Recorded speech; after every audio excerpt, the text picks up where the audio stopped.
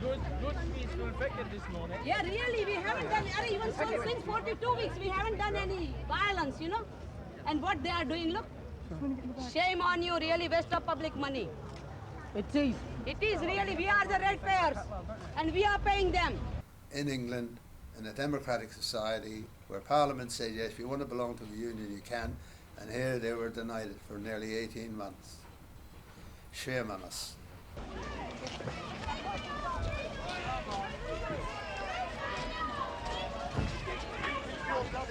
Your hands off of that boy.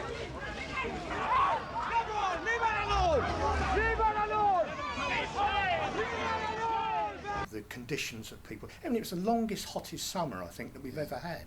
And those people in there had no ventilation, no windows. They weren't allowed to have breaks. If they went to the toilet for too long, they were in danger share the one getting toilet a sack. as well. Had to share the one toilet. Here in London, in the early 1970s. And that aspect was never projected in the press. That was never there. The strike started in August 1976. For years in the company, people were harassed all the time and they were pushed for work, and the wages were very low, and you were supposed to work long hours from 8 o'clock in the morning until 10 o'clock. And all the time we were pushed around to do the work. Summer was a peak period for the company, and they didn't like people going on holidays in summer, but they will lose again production. Most of the strikers were women, and before I was not having any experience like that. In a way, how to talk about the problems we have got and to face them in a way. As for example, some of the women, those who are working inside, they feel that it doesn't suit a woman to stand outside on the picket line. Mrs. Desire was arrested on one occasion for assaulting. You know, she was so small. Yeah. It was just a ridiculous charge. Not only were the charges against her not proven, but she got costs against the police for bringing the case, as I understand it. And that's how the weight of the state, including the press, if you like, the fifth column, is against working people. And it certainly was brutally against the working people at Grunwick.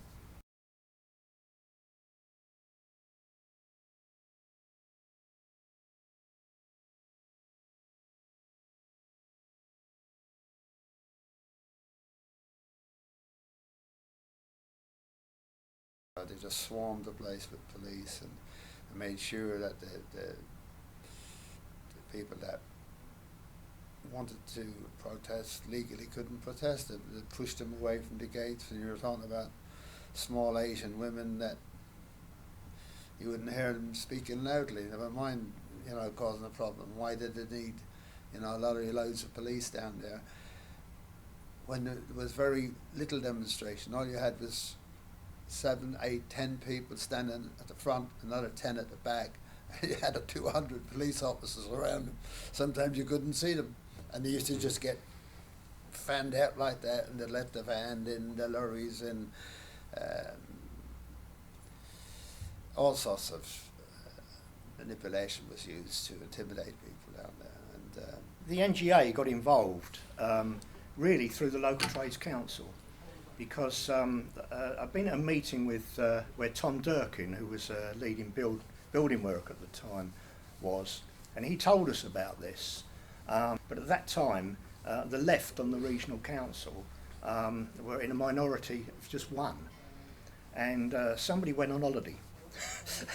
And we passed a resolution saying that we would support the Grunwick workers, and to invite Mrs. Desai to our London Region Annual Conference in the November. The thing about that was no outsider had ever addressed a London Region NGA conference, and she came along, and there was a stunned silence.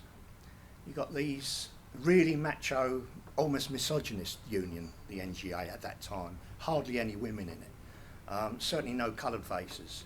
And here was this little tiny Asian woman telling us our fortune, if you like, in that sort of way. And so we we spoke to her and said that we'd like to do a night picket down there to relieve the Grunwick workers of, to give them a night off, really.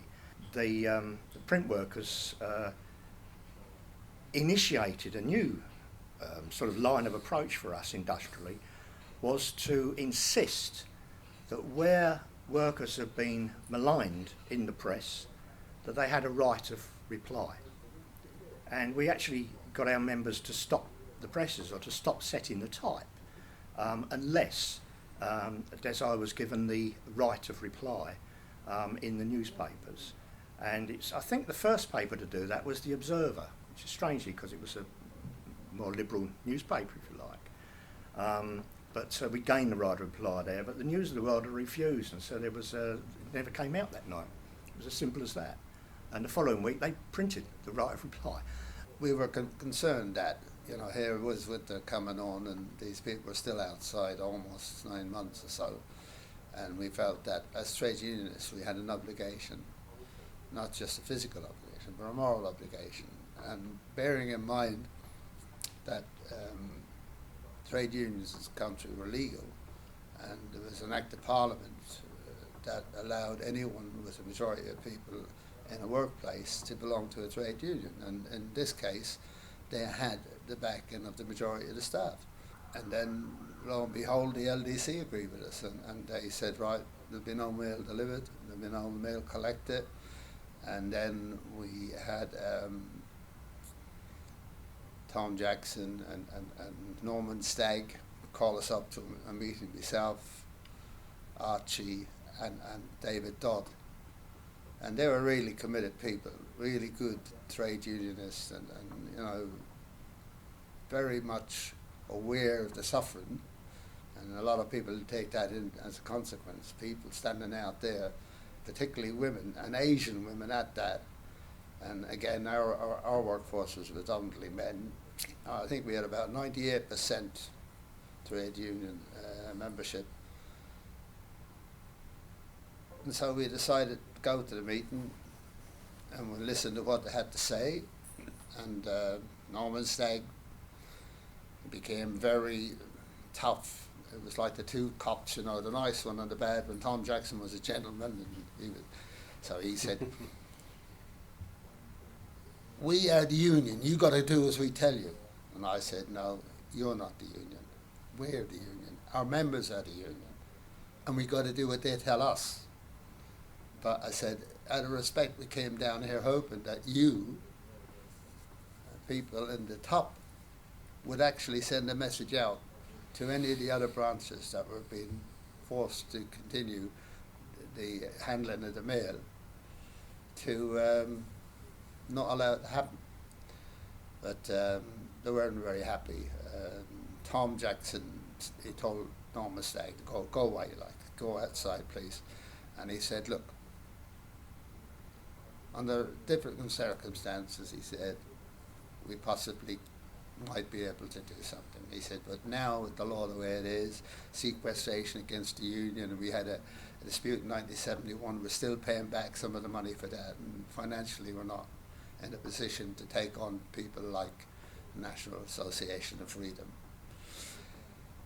So we said, okay, well, what we'll try to do, we'll try and contain it locally until we get either the LDC or yourselves to change your heart. And we went back. And we continued supporting the workers.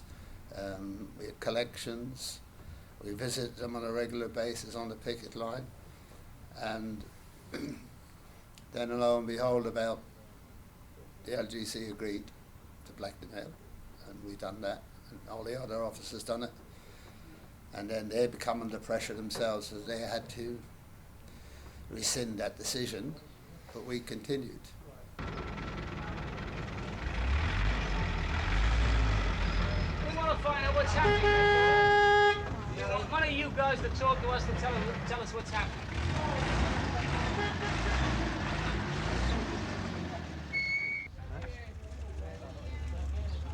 What are do you think you've got to gain after you've had the advice from Tom Jackson that you should be going back to work?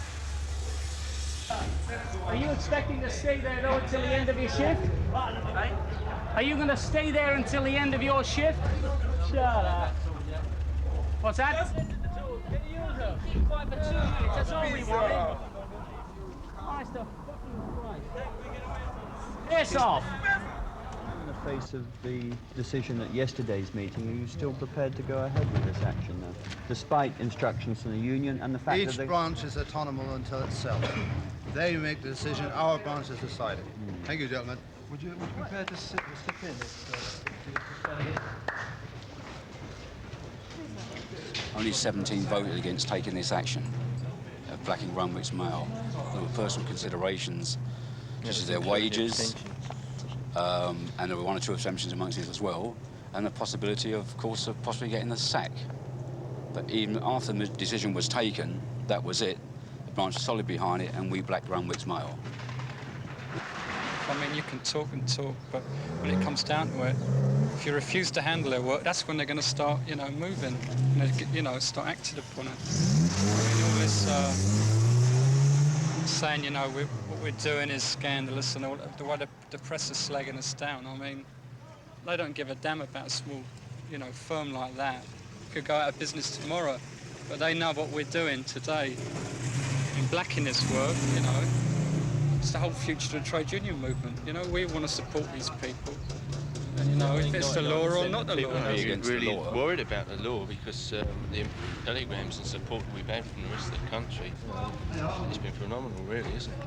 From all over. And I think it's shown them that the power of working people. I mean, there's one George Wall, and there's an old saying somewhere, we're many, they're few. There's 11 million of us. That's not counting the kids. These are the issues that really count.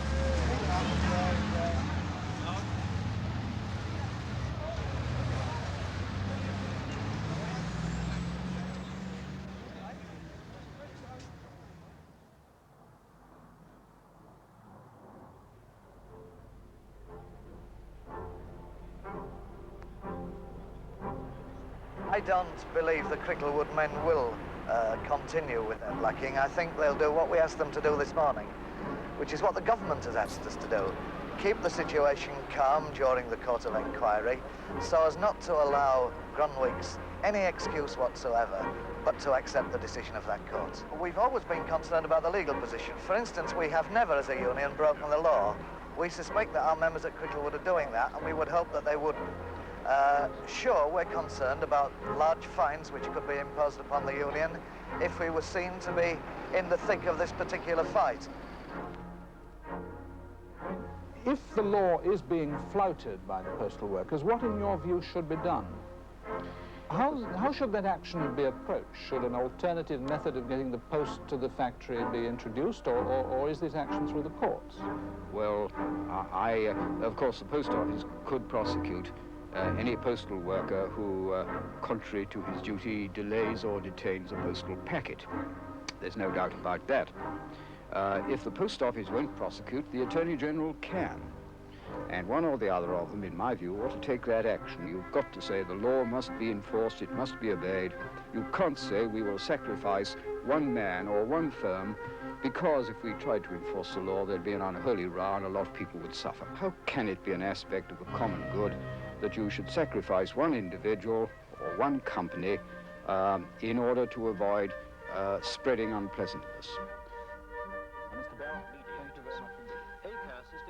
The Post Office Board clearly hope the men's union will be able to persuade them to resume normal working, but it's understood the management is prepared to go ahead with the suspensions if there's no voluntary return. The Attorney General, Mr. Sam Silkin, said it would be totally wrong and counterproductive to take legal action against the postman at this stage. But clearly there are still a number of hurdles to be overcome before the court can begin its work in the knowledge that illegal activity and violence have stopped completely. I got a phone call one night to say that the staff at the night shift were going to be locked out. They weren't going to be allowed into the office if they refused to not handle the Grunwick mail. And I went up to the office and I seen them and I said, look, we're not doing it. The branch has made that decision. Until the branch changes that decision, that's it. So they all were sent home. Then I came in the next morning and we were inside and we were told, no, you got to go. But we'd already operated there for a week without any wages. We delivered the mail to 99.9% of the people in the Cricklewood area because we didn't want any innocent people to suffer as a consequence of George Ward. So I think that helped us as well publicly. And then one Friday evening we came and they'd locked the doors and said, no, you can't come in, you're locked out. And that was illegal. And that's where I felt that the executive should actually have gone and had a go at them and taken legal action against them through the courts. I think the workers didn't lose. I think they had a lot of sympathy. And if you look at Arthur Scargill and the Yorkshire miners, you know, there was thousands of people from all over England and London come to support them. And I think that itself was a victory. And I think that the TUC and the Labour Party at that time should have hung their head in shame, because here was a golden opportunity to deal for the rights of the workers, and sadly we failed them. When we had to make the final decision, it was a split decision, with only a couple of votes in it, but we came out together, so we went back together. Because I was with the TNG at the time, was that they were approached first of all to take in the Grunwick strikers, but they had a rule which said that they couldn't take into membership anybody already in dispute, and so they declined. And so to their eternal credit, Roy Grantham and Apex did take them in, and the rest is history. It is one of the landmark disputes in the history of the trade union movement. You know, there's no question about it. And our people in there, I know everyone else played a big role, but our people must have been under tremendous pressure. Not just from, you know, the fact that they're in the front line, they're refusing to cross a picket line, that on a daily basis they're getting threatened with suspension. Initially, you know, they got support from people at headquarters, and then it turned round. I think there was one of the important sort of points in the dispute. I think Tom Jackson went on leave. Norman Stagg took over, and that is when real pressure come on these people. The conference after the dispute, there was a motion.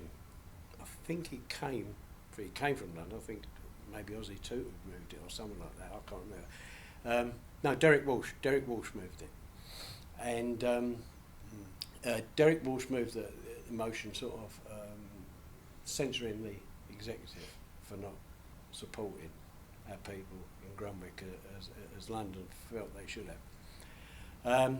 And you know, read the speeches that, you know, people like Colin made, and I mean, you know, it's what I was to me, that is exactly what the trade union was all about.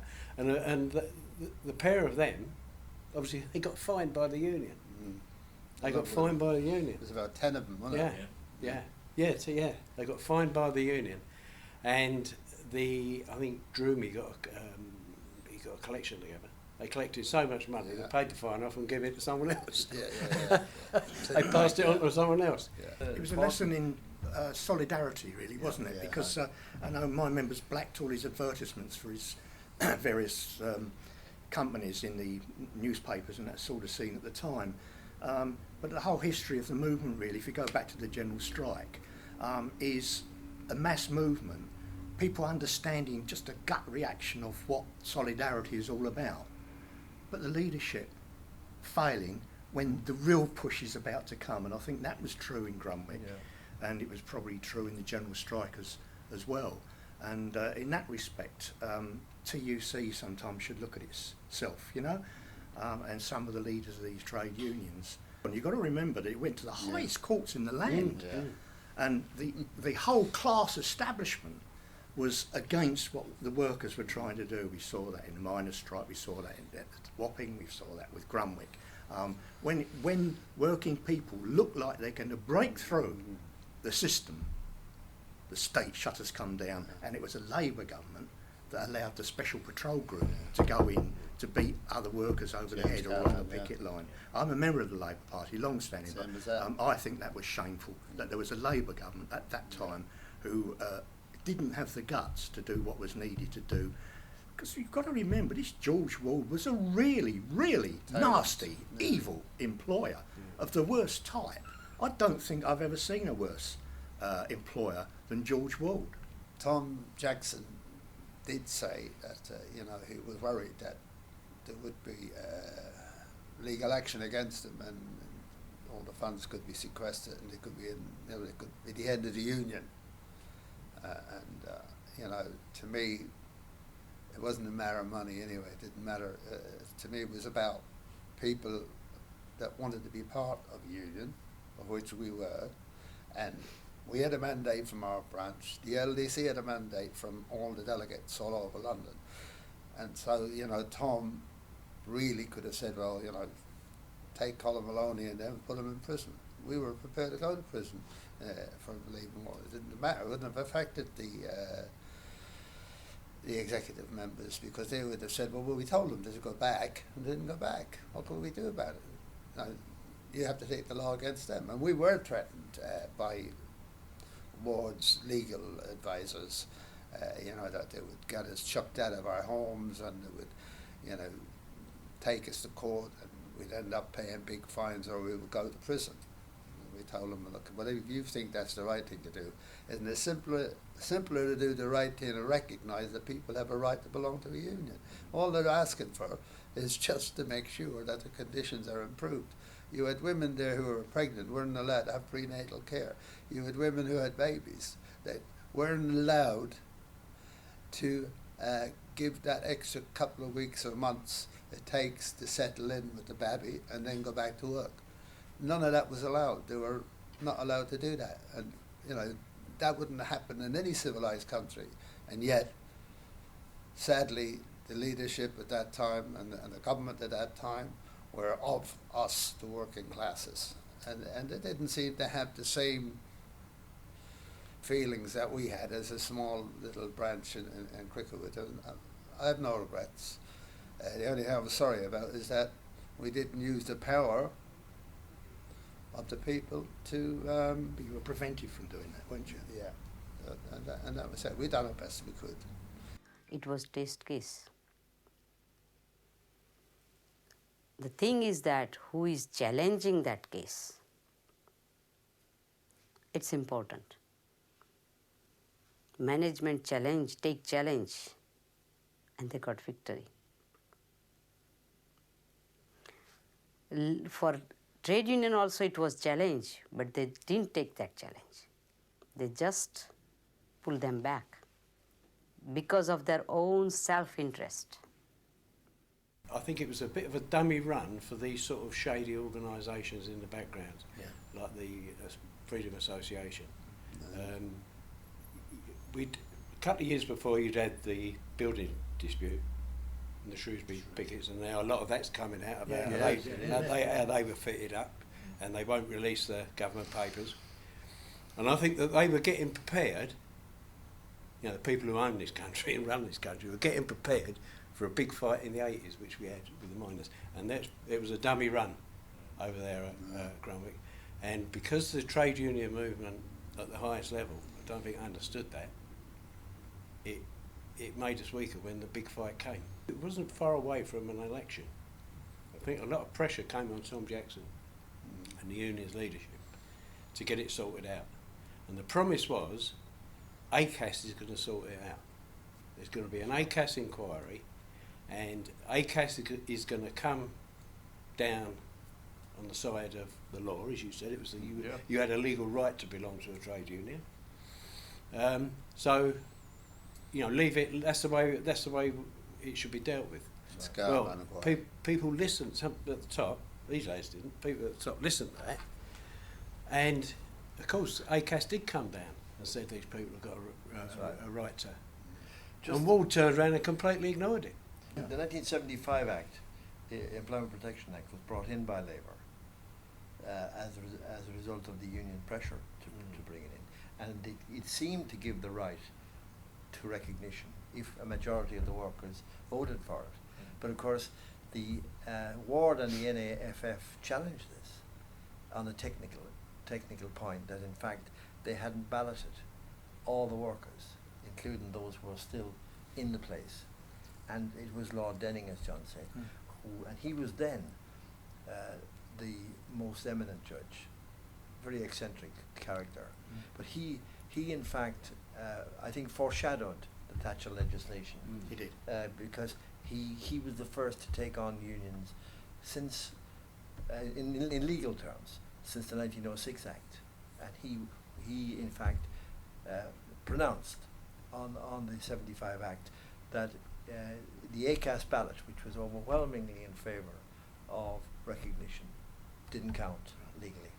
And the government didn't come back and say, okay, if that's what you found as a judge, we're now going to amend the legislation to make it clear that in fact, but of course we then into the general election, as you said, we expected a general election in 78.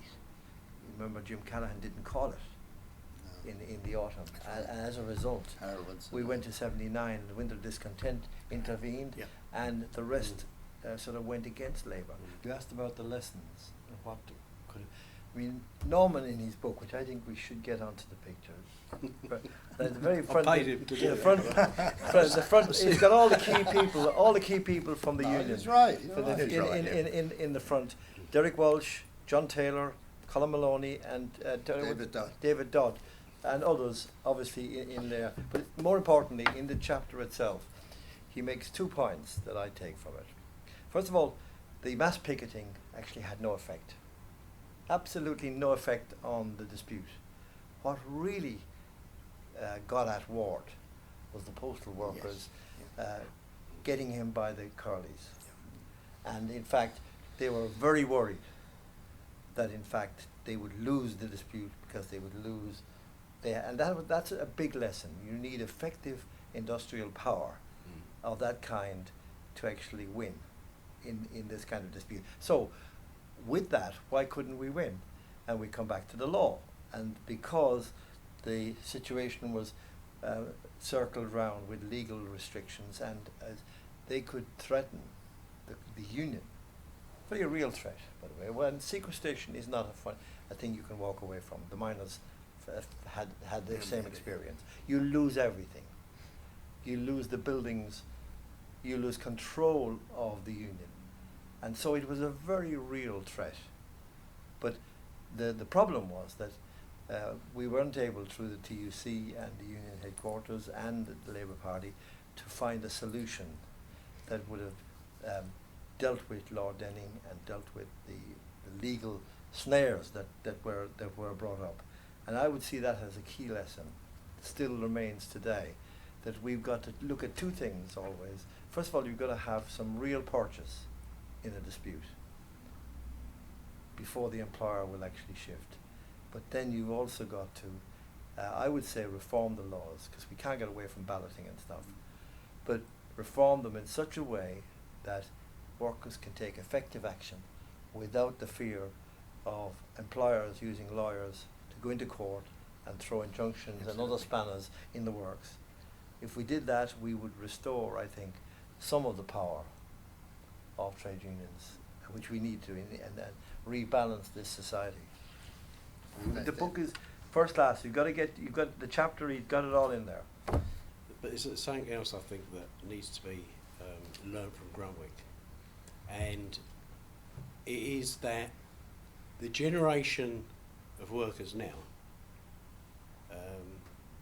don't understand how things have changed in the last 30 years. I mean, when I left school, full employment. You know, you could pick and choose a job.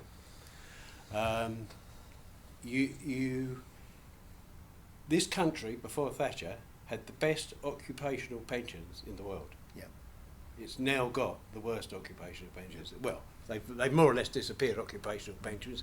You've got this Mickey Mouse scheme they've come up with where you pay a couple of quid in, the employer pays a couple. That's nothing compared to people like us.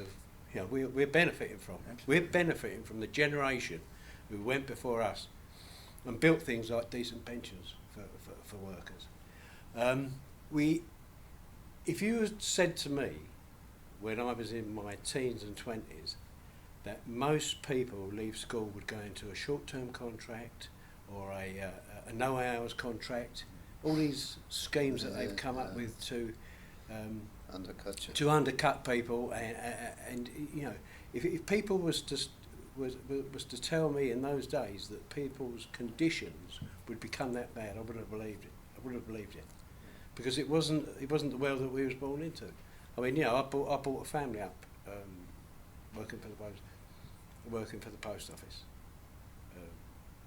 I managed to buy my own house. My daughter went to university. I've got a decent pension. I've had a good life. I'm now retired. It's not going to be the same for the next generation. And our workers in the post office, actually, the Royal Mail, they actually are better off than most, because we've still got a strong trades union, and they've still got a pension. It ain't as good as the old pension, but they've still got a pension. They've still got a union in the workplace that can represent them and stop the excesses that happen in other industries. Because what you're talking about, Grunwick there, in a lot of places that's the norm now. You know, some of these places where they, you know, big warehouses. Sports Direct and the Guardian. Sports Direct and all that sort of stuff, yeah. When I first got involved with the Labour Party in the 60s under Harold Wilson's time, you know, there were printers in Parliament, there were electricians in Parliament, there were builders in Parliament, there were rail workers in Parliament, there were seamen. I mean, John Prescott himself came from there. Today, there's not a single scientist on the Labour benches, not one scientist, let alone building worker, print worker or whatever. So it's hardly surprising that in the end a bubble bursts and people think to themselves, where's my representative? The Labour Party, where's my printer colleague, my post worker colleague? Where are they? And that's, I think, that bubble has burst, and they were gradually got rid of over the Blair years, these ordinary working people, and so you've got people there who've never actually done what I would call a real job. They've never clocked in their life, and they're telling people who do clock in what's best for them. And I think that bubble is what has burst in the Labour Party, and it's going to be a lot better for it. Because we're up against big guns, and we're using pea shooters all the time.